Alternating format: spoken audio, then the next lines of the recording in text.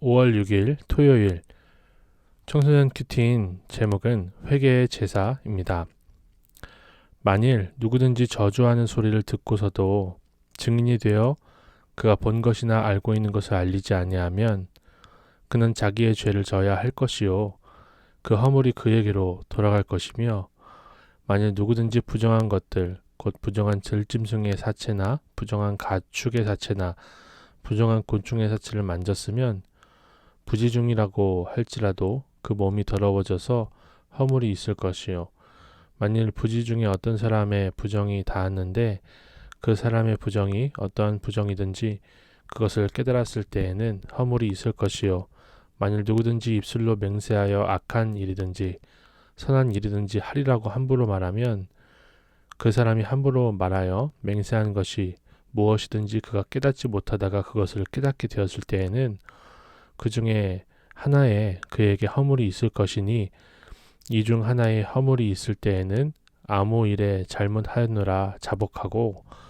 그 잘못으로 말미암아 여호와께 속죄제를 드리되 양떼의 암컷 어린 양이나 염소를 끌어다가 속죄제를 드릴 것이요 제사장은 그의 허물을 위하여 속죄할지니라.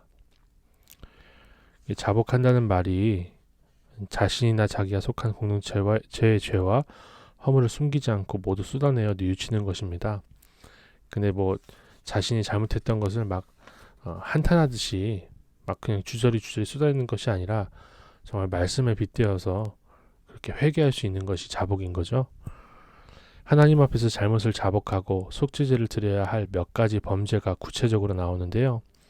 증인으로서 자기가 본 것이나 알고 있는 것을 증언하지 않은 경우, 부정한 것과 접촉한 경우, 경솔히 맹세한 경우가 이에 해당합니다. 자복은 내가 하나님 앞에서 죄를 지었다는 것을 공개적으로 인정하며 깊이 회개하는 것입니다. 회개는 단순히 감정적으로 후회하고 뉘우치는 데서 끝나는 것이 아닙니다. 죄를 끊어내고 그 자리에서 돌아서는 구체적인 적용으로 나아가는 것이 참된 회개입니다. 주님이 속죄제를 명하신 이유는요, 내가 회개하길 바라시기 때문이에요. 적용해 보세요. 하나님 앞에 자복해야 할 내 죄는 무엇인가요? 후회하는 데서 그치지 않고 온전히 끊어내고 돌이켜야 할 죄는 무엇입니까? 우리가 부지중에 죄를 행한다고 계속 나오잖아요. 죄가 없는 사람이 없고 내가 부지중에 행한 죄들이 많으니 주님 깨닫게 해달라고 기도하는 것이 우리의 힘이고 지혜인 줄로 믿습니다. 이어서 읽어볼게요. 만일 그의 힘이 어린 양을 바치는 데 미치지 못하면 그가 지은 죄를 속죄하기 위하여 산비둘기 2마리나 집비둘기 새끼 2마리를 여호와께로 가져가되 하나는 속죄 제물을 삼고 하나는 번제물을 삼아 제사장에게로 가져갈 것이요 제사장은 그 속죄 제물을 먼저 드리되 그 머리를 목에서 비틀어 끊고 몸은 아주 쪼개지 말며 그 속죄 제물의 피를 제단 곁에 뿌리고 그 남은 피는 제단 밑에 흘릴지니 이는 속죄제요 그 다음 것은 규례대로 번제를 드릴지니 제사장이 그의 잘못을 위하여 속죄한즉 그가 사함을 받으리라.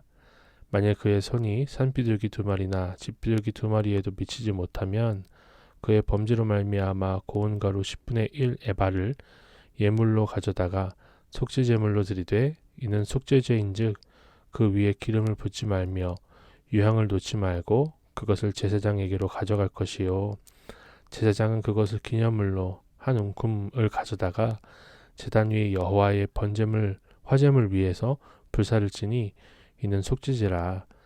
제사장이 그가 이 중에서 하나를 범하여 얻은 허물을 위하여 속죄한즉 그가 사함을 받으리라. 그 나머지는 소제물 같이 제사장에게 돌릴지니라.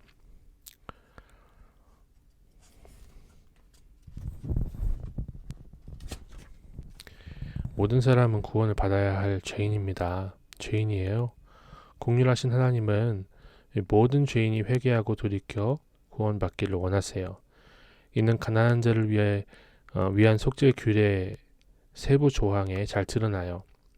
하나님은 속죄 제물로 어린 양조차 드릴 수 없는 가난한 사람에게 비둘기 2마리 혹은 고운 가루 10분의 1 에바로 드릴 수 있게 하셨습니다. 믿음으로 하나님께 나오는 자는 누구나 구원에 이를 수 있음을 보여줍니다. 하나님은 예수 그리스도를 믿고 의지하는 모든 사람에게 구원의 길을 열어주셨어요. 이 하나님의 은혜로 죄인인 나도 구원의 소망을 품고 살아갈 수 있습니다. 적용해 보세요. 내 모습이 어떠하든 주 앞에서 회개하면 구원 받을 줄을 믿나요? 나는 구원받지 못할 거야 라고 생각한다면 그 이유는 무엇입니까? 오늘 큐티인 묵상 간증은 여보 미안해요 라는 부모님의 간증입니다. 하나님은 우리의 크고 작은 죄와 부정, 허물에 하나하나 속죄제를 드리라고 하십니다. 하나님께서 미워하실 저의 죄 목록을 생각해 보니까 그 중에 가장 큰 허물은 남편을 무시하는 것이고, 작년 저희 둘째 딸을 차에 태우고 고교 입시 면접을 보러 갔을 때의 일입니다. 평소 남편은 운전할 때 길참견을 극도로 싫어하는데 저도 그래요. 저는 남편에게 아는 길로 가라며 핀잔을 주었고 이 때문에 실랑이가 벌어졌습니다. 뒷좌석에 앉은 딸은 제발 좀 싸우지 좀 말아요 라고 소리를 질렀습니다. 저는 중간에 초콜릿과 사탕을 사려던 생각을 까맣게 잊어버리고 결국 아이는 긴장될 때 먹을 초콜릿 하나 없이 시험장으로 들어갈 수밖에 없었습니다. 그 모습을 보니 너무 미안했고 내가 대체 삶으로 무엇을 가르치는지 회개가 되었습니다. 고난을 아무리 당해도 부지 중에 내가 하고 싶은 대로 하려는 죄와 허물이 툭 튀어나옵니다. 면접 후 스파게티를 먹고 싶다는 딸의 말에 저는 급하게 가까운 곳으로 목적지를 정했습니다. 그런데 남편은 집 근처로 가자고 급브레이크를 밟고 차를 돌렸습니다. 머리가 안 돌아간다는 둥 제 말과 내비게이션 말은 절대 안 들을 거라는 남편의 화풀이를 들으며 저는 결국 미안하다라고 고개를 숙였습니다. 그렇게 제 잘못을 자복하니 분위기가 좀 나아졌고 귤을 까서 남편의 입에 넣어주니 남편의 표정이 좀 밝아졌습니다. 변명하지 않고 사과하는 것이 남편 질서에 순종하지 못한 제가 드려야 할 속죄 제물임을 알고 앞으로도 미안합니다, 사랑합니다, 감사합니다 라는 언어를 잘 사용할 수 있기를 기도합니다. 이번에 적용은요. 아이들 앞에서 남편의 말에 즉각적으로 순종하는 모습을 보이겠습니다. 불평과 핀잔의 말이 나올 때마다 미안하다고 즉시 사과하겠습니다.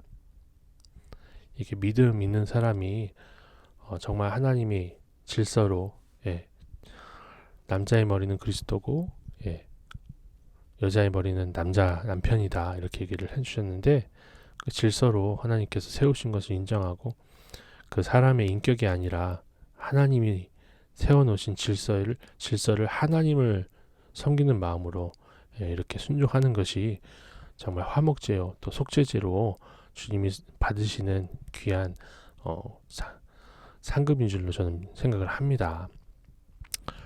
기도드리겠습니다.